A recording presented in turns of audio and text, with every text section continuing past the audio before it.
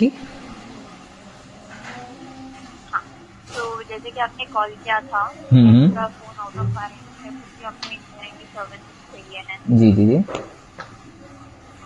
उसके रिलेटेड आपके case manager ने इंटरनली चेक किया है जी जी। एंड हमने जो है आपको वन टाइम एक्सेप्शन देने का सोचा हुआ है। Okay ma'am, thank you. एक बारी आपको फ्री सर्विसेज मिलेंगी, जी जी। आपको कुछ पे करने की जरूरत नहीं पड़ेगी। ये सिर्फ उसी पे एप्लीकेबल रहेगा इन केस अगर आपके डिवाइस में किसी भी तरह का डैमेज अगर नहीं है, तो लिक्विड जी डैमेज, एक्सीडेंटल डैमेज नहीं होना चाहिए। जी जी। इन केस ऐसा नहीं है तो we will help you out with the services this okay ma'am. Time.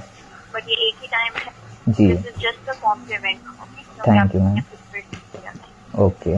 No worries, कुछ 2 मिनट दीजिए, पूरा प्रोसीजर मैं on the call he complete करती हूँ। ओके। उससे पहले ये आपका जो फोन है सर्विस सेंटर में है या फिर आपके नहीं पास मैम, है? उस दिन मैंने कलेक्ट कर लिया था।